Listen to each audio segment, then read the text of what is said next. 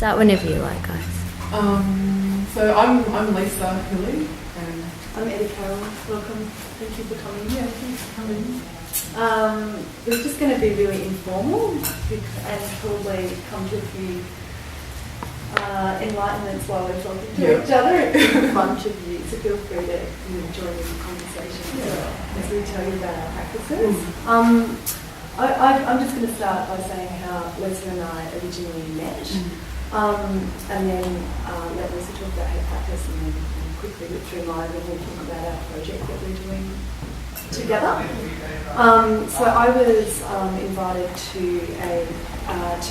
be an artist in resident with another artist, Australian artist called Glenn Romanis, and we went to Turkey to a place called Şile on the Black Sea in Turkey, and we represented Australia in a Turkish craft Eurovision festival, which was really fantastic and hilarious and a lot of work. And I subsequently went back to Turkey and did another residency there.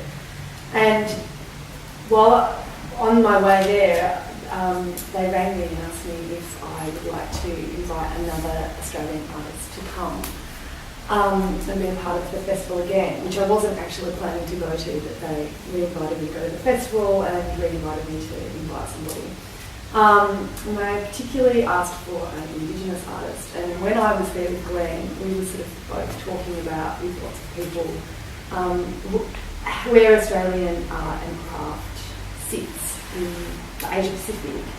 And I thought, knowing the festival, that I had the opportunity to invite somebody that I was interested in, that extended Australian and Pacific Island art out. So I contacted Lisa, and we never met before, and I literally contacted her and said, do you want to come to Turkey?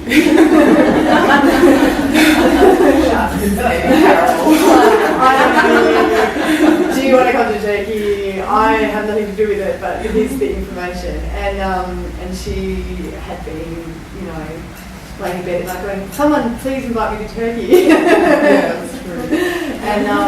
But it all fell through. It all fell through. They didn't have the funding. There was a situation in Egypt that happened that this town aligned with, and they decided to not go through with a big part of the festival. And I was like mortified and incredibly embarrassed, and and all of that stuff. But it ended up being a beautiful friendship. So when I got back to Australia, I went to visit Lisa in her studio. We met, we kind of were following each other on Instagram, and then Lisa invited me to do this joint project together to apply for this residency. So we didn't get to go to Turkey together, so we thought, well, let's do it here. And there's a Turkish restaurant we go to all the time.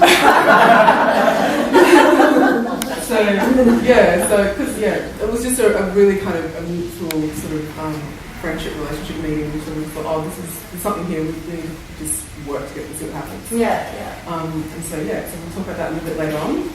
I'm going to talk about my practice first, and then Amy will talk about her practice, and then obviously we'll talk about what we did with this. I've been a practicing artist based in London for the last 7 years. And I'm going to start with my upbringing. So I grew up in Brisbane, Queensland, but I was born in Papua New Guinea. And I was quite fortunate because I had a mother who was really, really strong in her culture and values, and so she passed on a lot of that knowledge to me, even though I lived in Australia. So I wanted to start with this image. This is a video still from a work that I made, which is a video portrait of my mother. And this is my backyard in Brisbane. So I know you mean that wasn't normal. that's just what I grew up with. It was like PNG was transplanted into my backyard, and so I can see my mother working in our backyard a lot of the time. I like that contrast with the hills forest and PNG plants, banana trees. So that's where I kind of a lot of my inspiration came from.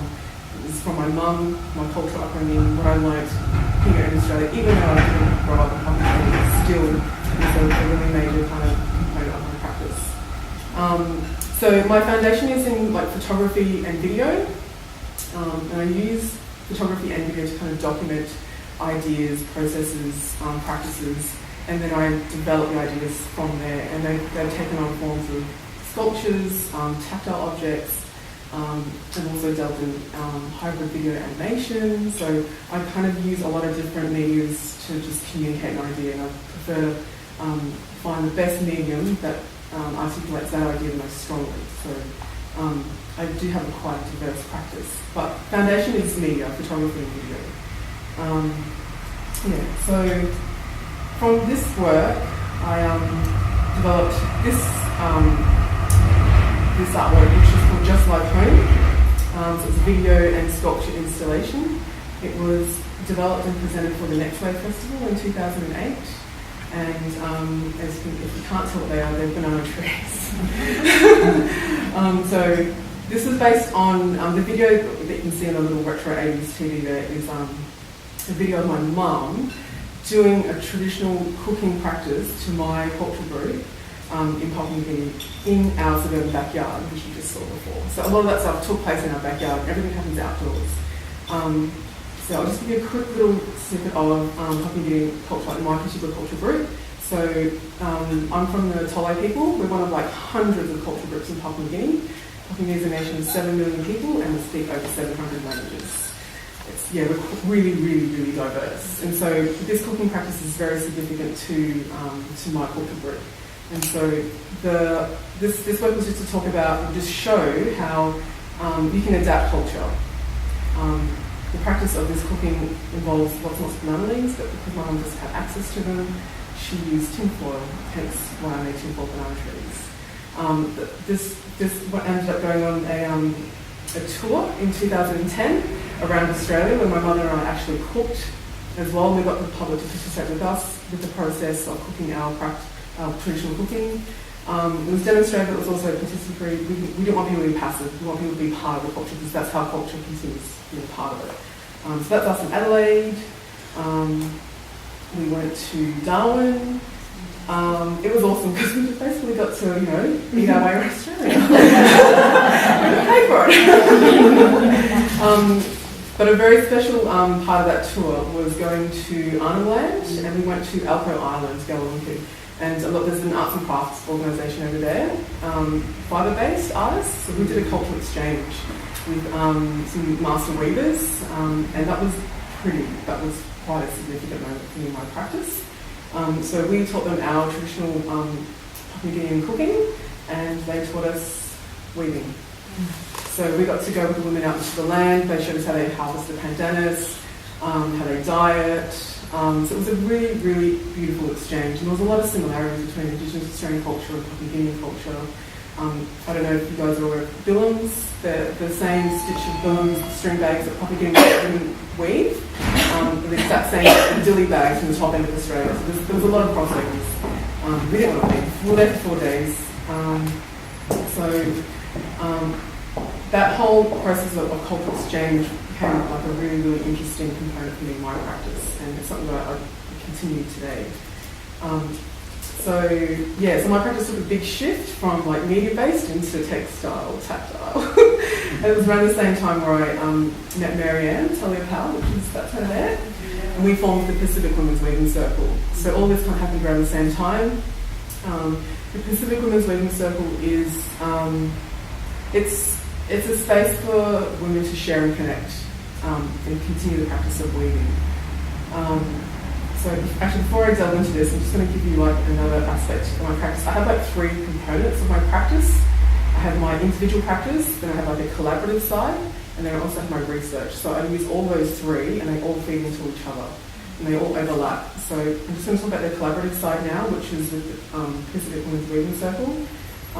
It's quite an informal group. We just get together once a month, we weave, we laugh, we eat pieces of food.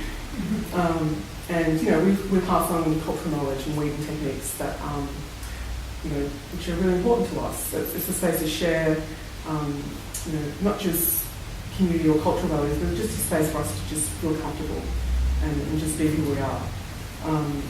We've done lots of exhibitions and workshops. This was a project we did that was curated by Grace and Quilton for this design exhibition that was part of Ian Potter Museum at Melbourne Uni. And we got invited to basically take over Alphaville, which is a fashion store on Brunswick Street. Yeah, so all this work that you see now is a collaborative effort, and we just basically just threw a whole heap of colour into their store because it's just very stark, black and white. So we basically misdesigned the space. We do workshops, we do fairs. This is just an example of what we do when we get together. Okay. Another project that I've done recently, which is collaborating with my community, was a filmmaking project. It's called Story Weavers. It was just, I did this in 2013. I was really alarmed at the high rate of Pacific Islander youth being in juvenile justice system. We only make up like 2% of people in Australia, but a lot of young people were going into that system. My day job is teaching at risk. So what is it called? Youth Works Media, and we engage youth at risk through media. And I knew the statistics, I knew what was going on. I wanted to address this issue of diasporic Pacific identity within Australia, particularly Melbourne. So essentially I wanted to create a space where Pacific elders and young people could get together. And sorry, Auntie Sana. Auntie Sana was one of the elders, she's here. I should have warned you beforehand. She was one of the elders. Sorry, Auntie. It's a pleasure. She's the artist. She's the beautiful one. So we created this space where Pacific Islander youth and elders could get together and talk about identity, because the elders who have migrated and have grown up in the islands and completely different set of cultural values to the ones that have grown up here. There was this kind of disparate kind of identity stuff that was going on, and a lot of young people falling off the rails. And I just want to emphasise, this is not something that's specific to this community. It happens to a lot of young people, because I don't want to stereotype them. But it ended up resulting in a really, really beautiful film called Pearl. And that film has been shown in quite a few film festivals around Australia. It's been in Colourfest. A couple of years ago, last year it was shown in Melbourne Queer Film Festival, so there's queer elements in there as well, like Pacific queer youth. It's shown in a film festival in New Zealand, and it's just been acquired by Arizona State University for their Asian Pacific American Studies program. So they're using it in their curriculum. And we're about to actually release it to ATOM, Australian Teachers and Media website, so school teachers can use it as a resource. So it's done amazingly well for such a small little idea that I had 2 years ago. And I've done quite a few other film projects very similar to that, but that's not the most recent one that I've done. And I want to do another one. Okay, research. A few years ago I stumbled upon this particular object, which is called a mini, or in museums they call it shell colour. And this is something that's culturally significant to my whole cultural identity. And as you can see, this man who is wearing it, the only thing I knew about this man in this image, his name was Tongaru. And I recently went back to Papua New Guinea to do research a couple of months ago, and I found out that his full name is Aquila Tongaru, and he's connected to my family. It was quite bizarre. But I just became really fascinated by this object because I found it in a museum in Sydney, the Australian Museum, and have just been completely mesmerised by this object, wanting to know what it is, why, and what it means. And so that's been the core focus of my master's research that I'm doing at RMIT. And can you pick that up? Yes. So my intention with my research was to actually remake it, and I've remade it, and so that's it there. And the title of my research project is called Remaking Mini, which is this, re-contextualising historical tile material culture into the contemporary. And so because there's very limited information about historical objects, it was really hard to find out what it was. It's the way I needed to understand this object was through making it. So I remade it, and then I repatriated it. And so this is another cultural elder that lives here in Melbourne. His name's Pearson, the tuner. So I photographed him wearing it because these objects kind of sit in museums when they're on display. They're just sitting there out of context. And I have a bit of an issue with museums and how they kind of do that because it's out of the cultural context, the value shifts and changes, and it's not much information. So I wanted to put this object back into the body and help give it an understanding, how it's supposed to be seen, how it's supposed to be viewed. And so this is another image that I photographed another elder. This is in Rabaul, where I was born. And just behind there is a live volcano. Yeah, we're all good with volcanoes. We're totally fine with them. So this is his name is Damien Kerrickle, and yeah, I photographed him as well. I just went back there to just get as much information that I could about this particular object.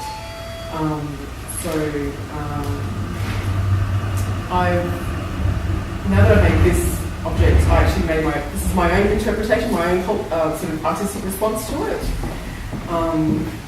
I don't have that piece of here today, but just I'll show you an image of it.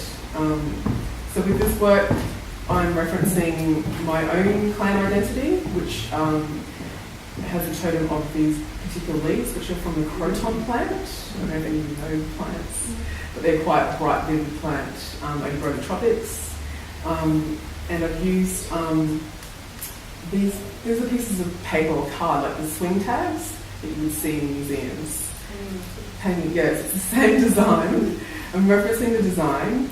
I'm using museum categorization systems, but I'm inserting my cultural identity into those labels. Because if you look at labels in museum artifacts, it just says the collector's name, it says the year it was collected, it says the locality, like the region, and that's it. There's nothing about the person who made it. There's nothing about the cultural value. There's nothing there. And so I had to deal with this and kind of go, what is it? Because a lot of the old people are dying, and so some of them don't even know what it is. And so I just thought, okay, I'm going to make this personal and put my cultural identity in there. So that's what it looks like on the body. So this is photographed back in my village just a couple of months ago. This is just a work in progress. I'm not really happy with the image, but I just wanted to show you what it looks like in terms of scale. So I'm still working on that. Have you got the natural leaf on underneath? Yeah, so that's remarkable. Yeah, so that's a different type of plant, but both of them together signify the meaning of my clan, which is Makura Tegete, which means different types of Tegete leaves. And so the leaves that I'm wearing on the artwork, are the croton, and these ones I think are called cordyline. Yeah. Cordyline? Yeah. So both of those leaves together signify my clan. Anyone in my culture would know that. So I'm really, really interested in markers of material markers of identity. They're very significant. So that's what I was. That was my first kind of. It's like a female kind of response, because this is only worn by men of status, high status. So I can't wear this. No. Yeah, that would be taboo for me to wear that. So. Is it for a particular ceremony or time? From what I found with my research, only men of high status would wear it, and they were like the mediators between the people. So if there was like a disagreement or an issue, he would come in wearing this, and everyone would respect him, and then he would be the mediator between the people, two families were arguing. And so no one could just walk in and try and mediate without that. Yeah. So it represents a form of authority? Yes. Well, I wouldn't say authority, but just someone who has like high respect and high regard. Yeah. Once they have that on in that situation. But the individual without that on, is it the same as it's a different thing again? And this is stuff I'm still finding out. Fair so enough. I can't really elaborate as much as that. But yeah, it's something that I'm still, there's a lot more work to be done there. So I'm just going to finish up with what I'm working on most recently, what I've been working on while I'm here, and that's this piece, this work. So this is, where do I start? This is another work in progress, although I'm happy with this image, but I think that's so I'm actually planning on extending this work, and this is coconut Senate. So it's made from the actual husk of the coconut, and it's laborious effort. It's plaited together. I didn't do all that. I just stitched it together. I bought it from Fiji, and then it came over. I saw it online. I'm like, yep, I'll have some of that. And so I've just stitched it. And so this is the same material that I'm wearing over my face. So that's going to go here. So I'm just basically going to cover my whole body, even just to there. I'm just going to see where it goes and see what happens with it. But this work is just kind of looking at, again, this issue of like systems of categorization and labels and historical labels. So when I think about the words Melanesia, which I'm kind of categorised as in my country, Papua New Guinea, Melanesia is a term that was created by European people that is basically referencing black skin islands. So all the countries in Melanesia, Papua New Guinea, Fiji, Vanuatu, New Caledonia, most Papua, they're all classified as Melanesia. And so it's basically, they were called that because people there are really black. And Papua New Guinea, the word Papua comes from a word in Malaysia, which the Spanish used to define the people there as being fuzzy-haired people. And so there are all these labels and historical kind of categories I just feel like I've been kind of shoved into, which are kind of so restrictive. Hence why I've got this restrictive kind of material. And culturally, this material is used in architectural binding for like posts. So they use that to fasten and secure posts. And so I'm using a material that references restrictions and structure. And so that's what's going on with this work. So it's kind of weird because it's actually quite a beautiful image, but there's a lot of like really dark undertones there. And so that's what this work's about. It will get better. I will get happy again. I'm just going to go through this and see what happens. So sorry to end on such a dark, heavy note. I just want to round up by saying that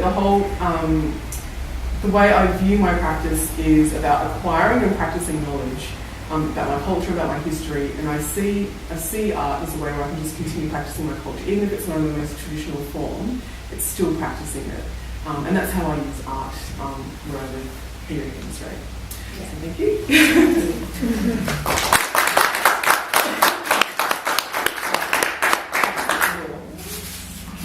Swatch heads. Yeah, we'll swap. So you can just go full screen. You can see why I'm so enamored by myself.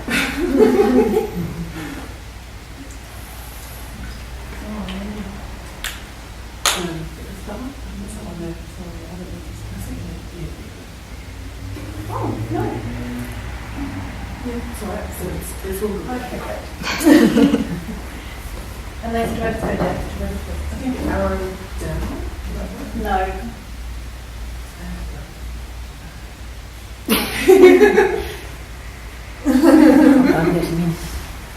Thanks, Jan. I'll kind of try and not speak as much so that we can talk about our project. But I've been practicing for about 10 years. I did an undergrad in fine art and studied a Masters of Art in public space. I'm inspired by cultural practice. I grew up in Malaysia.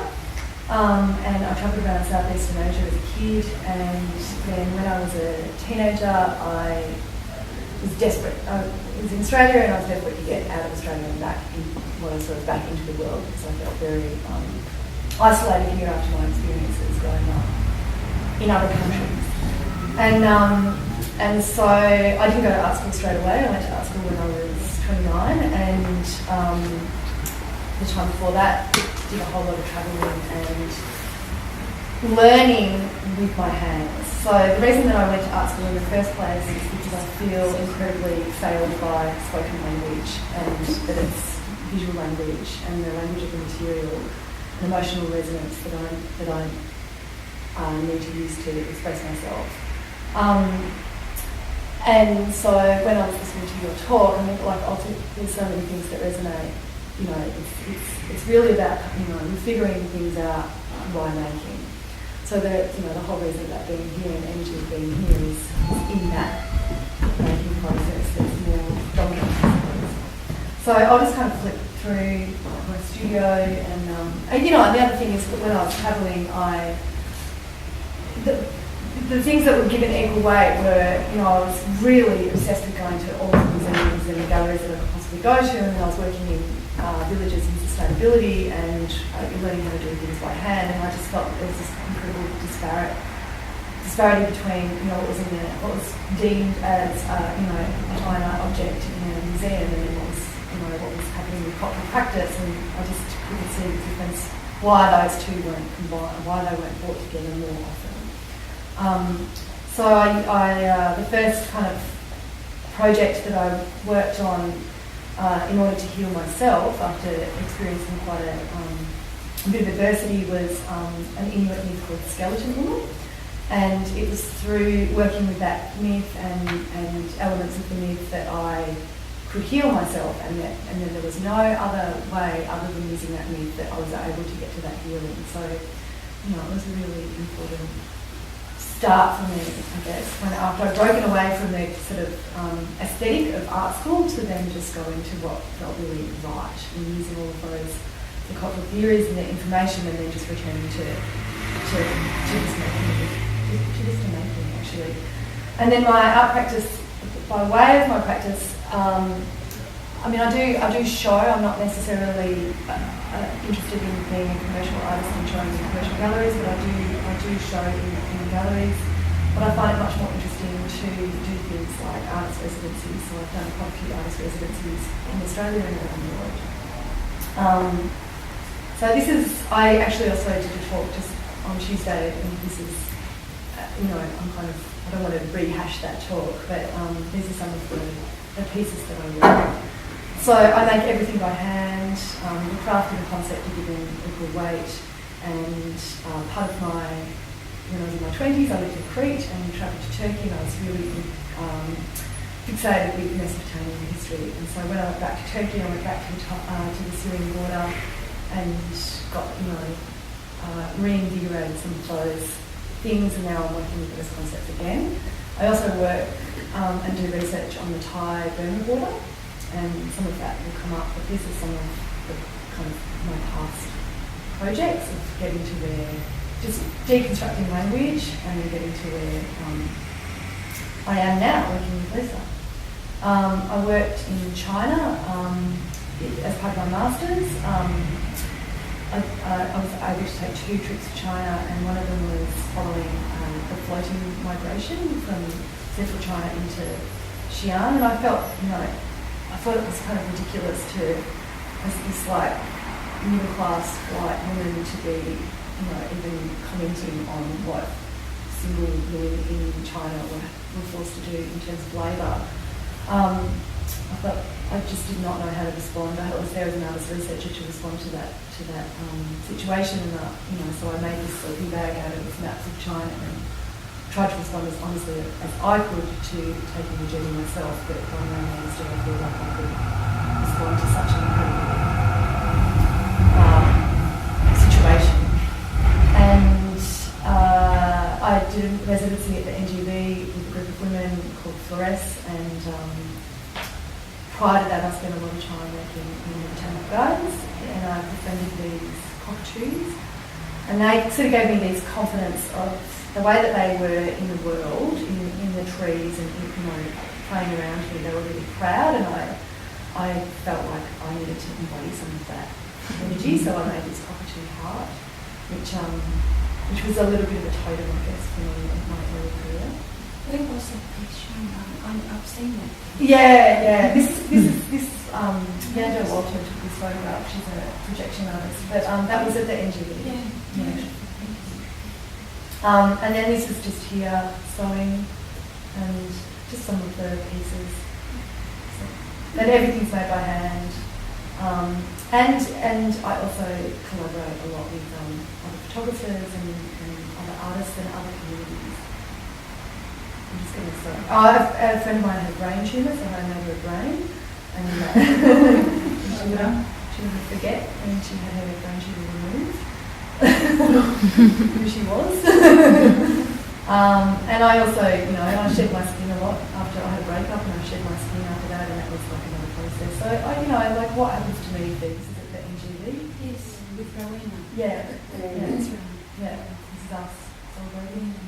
And just things that came out of that. And this is Glenn Romanis, who I was with in Turkey the first time. This is what the festival was like. It was really hilarious. And then Glenn taught me something about Australia that I wouldn't have got if I didn't go to Turkey with him. And he really showed me that I could be both here and there. That was an incredible thing to really validate my idea of what a nomadic practice is, and working with cultural practice in the way that I wanted to. He validated that. He was a real brother. I had a shop at Victoria, still working on some of the things with the skeleton woman, and at the same time I was in an artist residency in Ivanhoe called Hatch, and it was reframing the domestic in art. And so my practice of sewing and working was, part of what was, so there was an exhibition, and then there was me kind of like labouring away on this sparkly eye, because I felt very slowly. And then this is some of the work that I did at Turkey. This is South Victoria. This is my studio in Turkey. And then at the end of my experience in Turkey, I walked along the Bosphorus quite a lot and collected fishing buoys from the boats, and I made a testy or a set of worry beads, and I threw them into the Bosphorus on my last day in Turkey before flying back to Australia. And the fishermen there on the Bosphorus scooped them back out, and they all wanted to have a go. And I left them there. I wanted to continue on. But this is from a video where, as I threw it out and it sort of floated out, the call to prayer came on, and it kind of floated off into the call to prayer, which was a really beautiful, lasting experience for me. Then I was invited to Dandenong to be an artist in resident for the Cultural Threads Festival. They're an annual Cultural Threads Festival in Dandenong, which is incredible. This is their library and kind of like central hub, and I was also invited to put some work in these windows, which I sort of had made partly in Turkey and then partly there.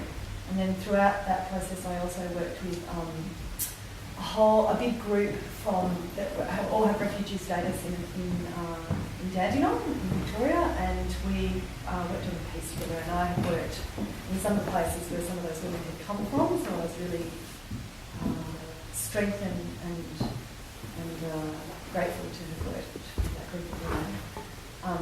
This woman here is a woman that I worked with in Burma. Her name's Eso. Everyone that I worked with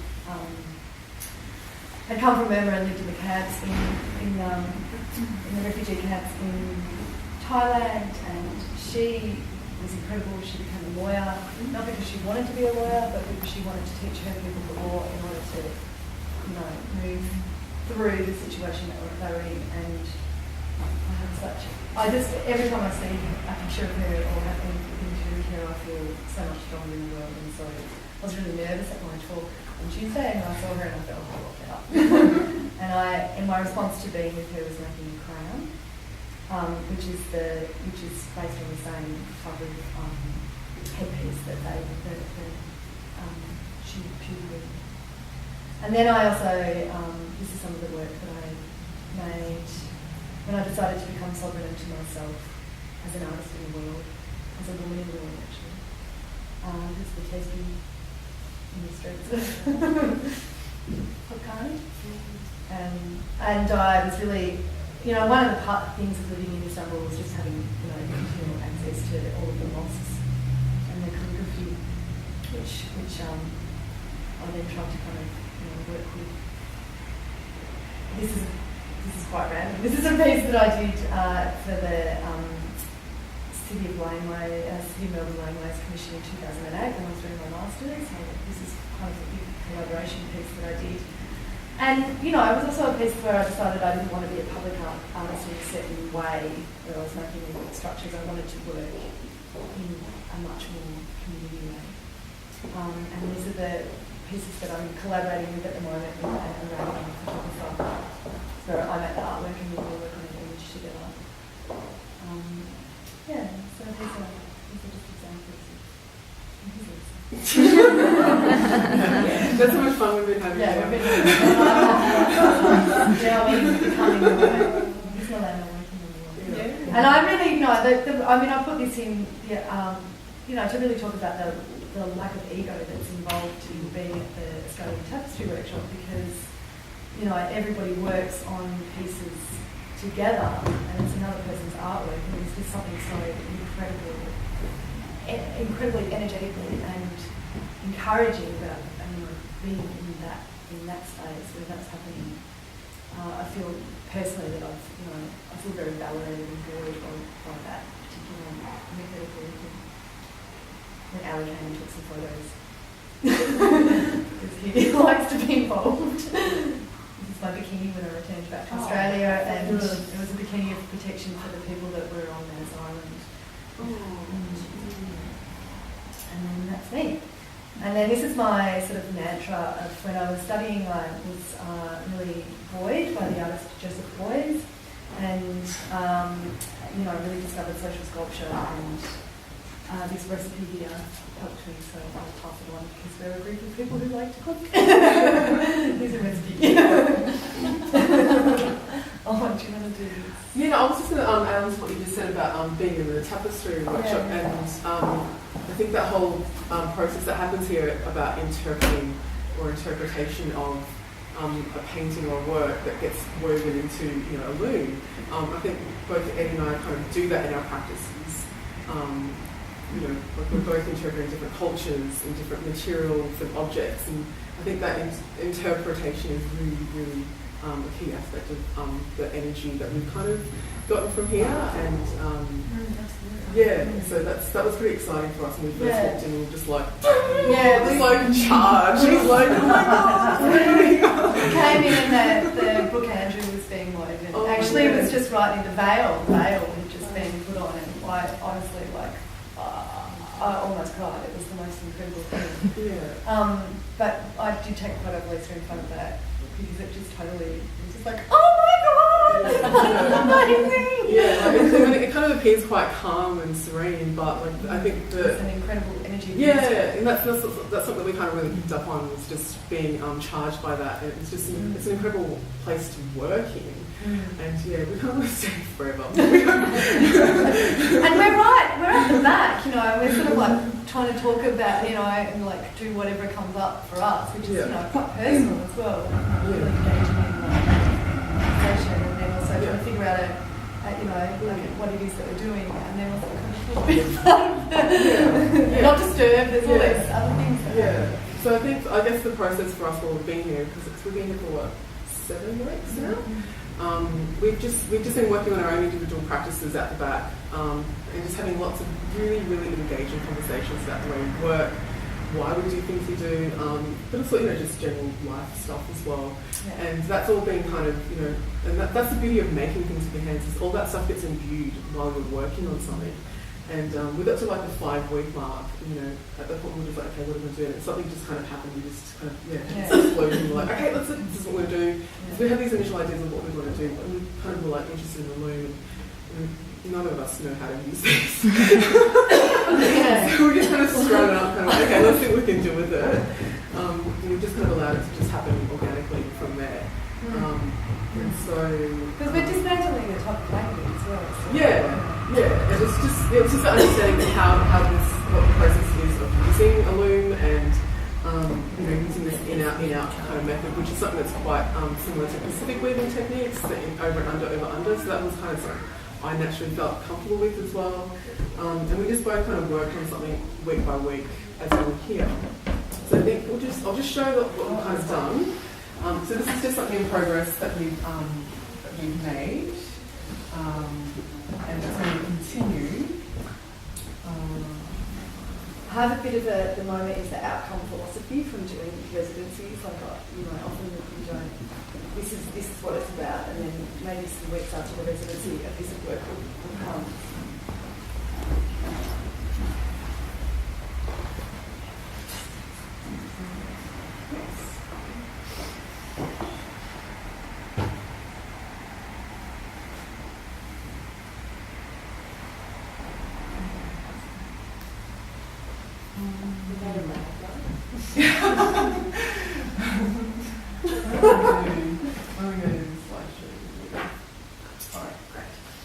Okay, so I'm just going to let that play.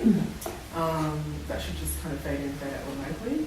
So that was just the kind of the outcome of 3 weeks, 4 weeks work? Yeah. 5 weeks, yeah. There's a lot of this stuff, this stretchy kind of stuff. We wanted to practice. It's kind of like finger painting, you know. I felt like I don't want to use the wool, the precious wool, and the materials.